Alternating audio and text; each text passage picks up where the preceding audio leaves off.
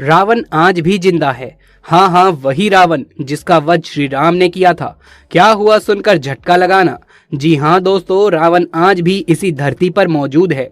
रुकिए रुकिए, ज्यादा हैरान होने की कोई जरूरत नहीं है, क्योंकि आज हम रावण के कुछ ऐसे ही रहस्यों के बारे में आपको बताने वाले हैं। तो जल्दी से चैनल को सब्सक्राइब करके बेल आइकन को प्रेस कर दीजिए, ताकि इसी तरह की वीडियोस जब भी हम अपलोड करें तो उसकी नोटिफिकेशन मिले तुरंत आपको। तो दोस्तों आइए बिना किसी देरी के इस वीडियो को शुरू करते हैं। दोस्तों, हम केवल रामायण कथा के अनुसार ही रावण को समझने की कोशिश करते हैं, लेकिन रामायण के अलावा भी रावण के जीवन से कुछ ऐसे रहस्य जुड़े हुए हैं जिनके बारे में ज्यादातर लोगों को कुछ भी नहीं पता। दोस्तों, पहले के समय में और आज भी लाश को मम्मी बनाकर रख दिया जाता है, ताकि आने वाले सैकड़ों हजारों साल बाद वो मम्मी सुरक्षित रहे और उस पर रिसर्च की जा सके। एक रिसर्च के मुताबिक पुरातत्व विभाग ने श्रीलंका में 50 से अधिक ऐसे स्थलों को खोजने का दावा किया है जिनका संबंध रामायण काल से है। इस रिसर्च में यह भी दावा किया गया है कि रावण का शव आज भी एक गुफा में मौजूद है। ये गुफा श्रीलंका के रेगला के घने जंगलों में स्थित है। हालांकि रावण की मृत्यु कब हुई थी इसका कोई प्रमाण मौजूद नहीं है, लेकिन बताया जाता है कि भगवान श्री राम के हाथों उसके वध को 10,000 साल से भी ज्यादा हो गए हैं। कहा जाता है कि रेगला के जंगलों में 8,000 फुट की ऊंचाई पर एक गुफा मौजूद है, जहां रावण के शव को मम्मी बनाकर एक ताबूत में रखा गया है। बताया जाता है कि ताबूत पर एक खास किस्म का लेप लगाया गया है, जिसकी वजह से हजारों सालों से वो वैसा का वैसा ही है। श्रीलंका के इंटरनेशनल रामायण रिसर्च सेंटर द्वारा की गई रिसर्च के मुताबिक जिस ताबूत में रावण का शव रखा हुआ है उसकी लंबाई 18 फीट और चौड़ाई 5 फीट है। कहा जाता है कि इस ताबूत के नीचे रावण का बेशकीमती खजाना दबा हुआ है, जिसकी रखवाली एक भयंकर नाग और कई खूंखार जानवर आज भी करते हैं। मान्यताओं के अनुसार जब भगवान श्री राम ने रावण का वध किया था, उसके बाद में उसके शव को अंतिम संस्कार के लिए विभीषण को सौंप दिया गया था, लेकिन विभीषण ने राजगद्दी संभालने की जल्दी में रावण का शव वैसे ही छोड़ दिया। कहा जाता है कि उसके बाद रावण के शव को नाग कुल के लोग अपने साथ ले गए, क्योंकि उन्हें पूर्ण विश्वास था कि रावण की मौत असंभव है और वो फिर से जिंदा हो जाएगा। लेकिन दोस्तों, ऐसा हुआ नहीं। इसके बाद में उन्होंने रावण के शव को मम्मी बना दिया, ताकि वो आने वाले हजारों सालों तक सुरक्षित रहे। दोस्तों, कहा जाता है कि जब भगवान कल्कि का जन्म होगा, तब कली पुरुष के विनाश के लिए भगवान विष्णु पृथ्वी पर जन्म लेंगे। तब परशुराम जी, हनुमान जी, अश्वत्थामा और भी जितने भी चिरंजीवी पृथ्वी पर मौजूद है वो सब सामने आएंगे और धर्म की ओर से लड़ेंगे। तब रावण भी फिर से जीवित हो जाएगा, लेकिन ये नहीं पता कि वो धर्म का साथ देगा या अधर्म का। रिसर्च में ये भी खुलासा किया गया है कि रावण की अशोक वाटिका कहाँ थी और उसका पुष्पक विमान कहाँ उतरता था। इसके अलावा रिसर्च में भगवान हनुमान के पैरों के निशान खोजने का भी दावा किया गया है। हालांकि इन सभी चीजों की प्रामाणिकता अभी तक सिद्ध नहीं हुई है। आइए अब रावण के जीवन से रिलेटेड कुछ बातें जान लेते हैं। रावण लंका का राजा था, जिसने प्रभु श्री राम की पत्नी माता सीता का हरण किया था। रावण त्रिलोक विजेता था। आकाश, पाताल और पृथ्वी तीनों लोक रावण के प्रभुत्व से वंचित नहीं थे। यहाँ तक कि रावण ने कुबेर को भी अपने वश में किया हुआ था। इतना शक्तिशाली था रावण। दोस्तों, आपको बता दें कि रावण महर्षि वृषर्व का पुत्र था और ऋषि पुलस्त्य का वंशज था। महर्षि वृषर्व ने रावण को वेद, वेदांत और उपनिषद का पाठ पढ़ाया था। ब्राह्मण कुल में पैदा होकर रावण बहुत बड़ा विद्वान बना। उसके जैसा विद्वान ब्राह्मण तीनों लोकों में कोई नहीं था, लेकिन अधर्म और मद के प्रभाव ने उसे असुर बना दिया। अब रावण से जुड़े कुछ रहस्यों को जान लेते हैं। क्या सचमुच रावण के 10 सिर या 20 भुजाएं थी? दोस्तों, वैसे तो रावण को दशानन और दशाशीष के नाम से जाना जाता है, जिसका मतलब 10 सिरों वाला होता है। लेकिन जरा सोचिए कि क्या यह संभव हो सकता है कि किसी इंसान के 10 सिर और 20 भुजाएं हों? तो आइए जानते हैं कि क्या सचमुच में रावण के 10 मुख थे। जैन शास्त्रों के मुताबिक रावण अपने गले में नवरत्नों की माला पहनता था। नवरत्नों की माला में 9 बड़ी बड़ी गोल आकार मनियां जुड़ी हुई थी, जो बेहद ही चमकदार थी। कुछ लोगों का मानना है कि नवरत्न माला की मनियों में रावण के 9 अलग अलग सर दिखाई देते थे, जबकि रावण का वास्तविक सर केवल एक ही था। यही कारण था कि रावण को देखने पर 10 सिरों का भ्रम पैदा होता था, जिस कारण उसे दशानन कहा जाने लगा। हालांकि कुछ विद्वानों का ये भी मानना है कि रावण मायावी शक्तियों का राजा था। उसे ऐसी ऐसी माया आती थी जो देवताओं को भी भ्रमित कर दे। इन्हीं मायावी शक्तियों के बल पर रावण अपने 10 सिरों का भ्रम पैदा करता था और खुद को दशानन और दशाशीष कहलवाया करता था। जबकि कुछ विद्वान ये मानते हैं कि रावण को चारों वेद और 6 दर्शनों का अद्भुत कंठस्थीय ज्ञान था। इसी कारण उसे दशोकंठी कहकर संबोधित किया जाता था। इसीलिए कहा जाता है कि दशाकंठी नाम के दर्ज पर ही लोग रावण को दशानन कहकर पुकारते थे। हालांकि श्री रामचरितमानस में ये साफ साफ लिखा हुआ है कि रावण के 10 सिर थे, इसीलिए उसे दशानन कहा जाता था।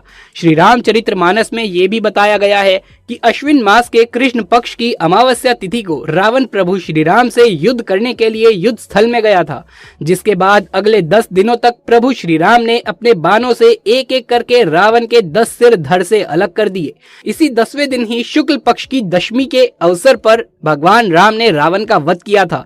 इसी तिथि को कालांतर में विजयदशमी का नाम दिया गया और इस दिन रावण के पुतले का दहन होता है। रावण के जन्म से जुड़ी पौराणिक कहानी। रावण के 3 जन्मों का रहस्य। रावण के बारे में तो हम सबको पता है कि रावण ने त्रेता युग में जन्म लिया था, लेकिन शायद आपको ये बात पता नहीं होगी कि रावण इस पृथ्वी पर 3 बार जन्म ले चुका है। ऐसा माना जाता है कि रावण और उनके भाई कुंभकर्ण अपने पूर्व जन्म में भगवान विष्णु के द्वारपाल थे, जिनका नाम जय और विजय था। बताया जाता है कि एक बार सनक, सनातन, सनंदन और सनत कुमार ये चारों ऋषि भगवान विष्णु से भेंट करने स्वर्ग लोक पहुंचे, लेकिन जय और विजय ने उन्हें भगवान विष्णु के विश्राम का हवाला देकर अंदर जाने से रोक लिया। लेकिन द्वारपालों के इन आचरण से क्रोधित होकर सनक, सनातन, सनंदन और सनत कुमार आदि ऋषियों ने उन्हें 3 बार राक्षस योनि में जन्म लेने का श्राप दे दिया। क्षमा याचना करने पर ऋषियों ने कहा कि यदि राक्षस योनि में तुम्हारा वध भगवान विष्णु के हाथों होगा तो तुम दोनों इस श्राप से मुक्त हो जाओगे। रावण और कुंभकर्ण का पहला जन्म सतयुग में हुआ, जब दोनों भाई हिरण्याक्ष और हिरण्यकश्यप के रूप में पैदा हुए। हिरण्याक्ष के कारण पृथ्वी पाताल लोक में डूब गई थी, जिसे बचाने के लिए भगवान विष्णु ने वराह अवतार लिया और हिरण्याक्ष का वध किया। जबकि हिरण्यकश्यप का वध करने के लिए भगवान विष्णु ने भगवान नरसिंह का अवतार लिया। इन दोनों भाइयों का दूसरा जन्म रावण और कुंभकर्ण के रूप में हुआ, जो सर्वविदित है। कहा जाता है कि रावण और कुंभकर्ण का तीसरा जन्म द्वापर युग में हुआ था, जहां वो मथुरा नरेश, कंस और शिशुपाल के रूप में पैदा हुए थे। इस जन्म में भी भगवान विष्णु ने श्री कृष्ण का अवतार लिया और दोनों का वध किया। इसके बाद में वो श्राप से मुक्त हो गए। ब्रह्मा का वंशज था रावण। बहुत ही कम लोग जानते होंगे कि रावण ब्रह्मा जी के वंशजों में से एक है। रावण के पिता महर्षि वृषर्वा और उनके काका महर्षि अगस्त्य दोनों ही ऋषि पुलस्त्य के बेटे थे। ऋषि पुलस्त्य को पुराने ग्रंथों में ब्रह्मा जी का मानस पुत्र माना जाता है, अतः रावण ब्रह्मा जी का ही एक वंशज था। कुंभकर्ण विभीषण के अलावा कुबेर को भी माना जाता है रावण का भाई। दोस्तों, रावण के पिता महर्षि वृषर्वा ने 2 विवाह किए थे। उनका पहला विवाह महर्षि भारद्वाज की पुत्री से हुआ था, जिनका नाम इलविला था। धन और लक्ष्मी के लोकपाल कुबेर का जन्म इन्हीं के गर्भ से हुआ था। जबकि महर्षि वृषर्वा की दूसरी पत्नी का नाम कैकसी था, जो राक्षसी ताड़का और राक्षस राज सुमाली की पुत्री थी। कैकसी के गर्भ से ही कुंभकर्ण, विभीषण और रावण का जन्म हुआ था। यानी कि रावण और कुबेर सौतेले भाई थे, जिनका जन्म पिता वृषर्वा की 2 अलग अलग पत्नियों से हुआ था। रावण ने प्रभु श्री राम की विजय के लिए कराया था यज्ञ। जी हाँ दोस्तों, जब रामेश्वरम के तट पर पहुंचकर भगवान श्री राम ने अथाह सागर को देखा तो उनका मन विस्मय में पड़ गया। प्रभु श्री राम ने शिव जी की आराधना करने के लिए रामेश्वरम के तट पर ही यज्ञ का आयोजन किया, ताकि लंका पर उनकी जीत निश्चित हो सके। कहा जाता है कि प्रभु श्री राम ने यज्ञ कराने के लिए रावण को आमंत्रण भी भेजा। जब रावण को ये आमंत्रण मिला, वो ब्राह्मण होने के नैतिक कर्तव्य के निर्वहन के कारण प्रभु श्री राम को मना नहीं कर सका, क्योंकि ये यज्ञ भगवान शिव को समर्पित था। इस कारण भी रावण मना नहीं कर सका। परिणाम स्वरूप रावण ने रामेश्वरम के तट पर जाकर भगवान श्री राम का यज्ञ अनुष्ठान कराया, जबकि ये यज्ञ अनुष्ठान रावण को पराजित करने के लिए ही किया जा रहा था। कहा जाता है कि जब ये यज्ञ अनुष्ठान पूरा हो गया तो भगवान श्री राम ने रावण के चरण स्पर्श करते हुए उनसे विजय होने का आशीर्वाद मांगा। इस पर रावण ने उन्हें तथास्तु कहकर आशीर्वाद भी दिया। वीणा बजाने में हासिल थी महारत। रावण ने किया था वीणा का आविष्कार। पौराणिक कथाओं में बताया गया है कि रावण को वीणा बजाने में महारत हासिल थी। रावण एक सच्चा संगीत प्रेमी था और अपनी आध्यात्मिक शांति के लिए अक्सर वाद्य यंत्रों को बजाया करता था और संगीत भी सुना करता था। रावण वीणा की इतनी मधुर तान छेड़ता था कि स्वर्गलोक से देवतागण भी उसकी वीणा वादना को सुनने के लिए पृथ्वी पर उतर आते थे। वीणा वादना के अलावा रावण एक आविष्कारक भी था। ऐसा माना जाता है कि वीणा का आविष्कार रावण द्वारा ही किया गया था। काल विजय भी था रावण। असुरी शक्ति के प्रभाव में रावण अपने मद और अहंकार में चूर हो चुका था। तीनों लोकों में उसकी असुरी शक्ति का प्रभाव था। देवतागण भी रावण से हमेशा भयभीत रहते थे। एक बार रावण ने यमलोक पर आक्रमण कर दिया और रावण और यमदेव जी के बीच में घंघोर संग्राम हुआ। इस संग्राम के दौरान यमदेव ने क्रोधित होकर रावण के वध के लिए काल दंड हाथ में उठा लिया, लेकिन उसी समय ब्रह्मा जी वहां प्रकट हो गए और उन्होंने यमराज को अपने वरदान के बारे में बताया। ब्रह्मा जी की आज्ञा मानकर यमराज ने अपना काल दंड वापस ले लिया और रावण अपने आप को काल विजय मानने लगा। शनिदेव को बनाया था बंदी। वाल्मीकि रामायण, रामचरितमानस और राधे श्याम रामायण के अनुसार एक बार शनिदेव रावण के पास ये बताने आए थे उनकी कुदृष्टि रावण पर पड़ने वाली है, जिसके बाद साढ़े सती की शुरुआत होगी। साढ़े सती लगने की बात सुनते ही रावण क्रोध से लाल हो उठा और उसने तुरंत शनिदेव को अपना बंदी बना लिया और कहा कि पहले तुम्हें साढ़े सती भुगतनी पड़ेगी। बाद में जब हनुमान जी लंका आए और लंका दहन के दौरान उन्हें पता चला कि शनिदेव रावण द्वारा बंदी बनाए गए थे, तो उन्होंने शनिदेव को आजाद कराया।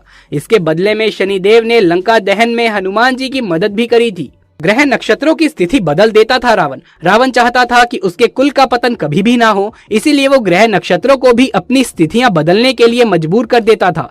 जन्म के पहले जब रावण का बेटा मेघनाथ उसकी पत्नी मंदोदरी के गर्भ में था, तो रावण ने उसे अमर बनाने के लिए ग्रहों की स्थितियों को काबू में लाने की कोशिश करी। सारे नक्षत्र इतने भयभीत हो गए कि वो रावण के दिए हुए आदेशों का पालन करने लगे और एक ही स्थिति में आ गए।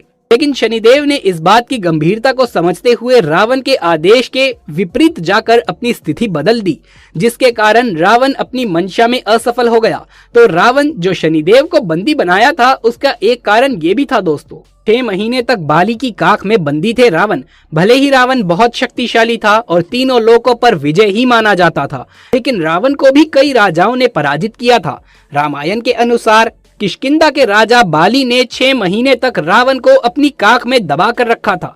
हालांकि रावण ने अपनी कुटिल बुद्धि का इस्तेमाल करके बाद में किष्किंधा नरेश बाली को अपना मित्र बना लिया था। आपके कारण रावण ने सीता माता से कभी नहीं की जबरदस्ती। रावण इतना बलशाली था, फिर भी वो जबरन सीता जी को अपनी पत्नी बनाने के लिए मजबूर नहीं कर सका। दरअसल रावण को नल कुबेर की प्रेयसी ने श्राप दिया था, वो अगर स्त्री की इच्छा के विरुद्ध उसे छूने का प्रयास करेगा तो उसके सिर के 7 टुकड़े हो जाएंगे। रावण ने उस अप्सरा को अपनी असुरी प्रवृत्ति का शिकार बनाया था, जिस पर क्रोधित होकर उसने रावण को श्राप दिया था। यही कारण था कि रावण हमेशा विनम्र होकर सीता माता को मनाने की कोशिश करता था।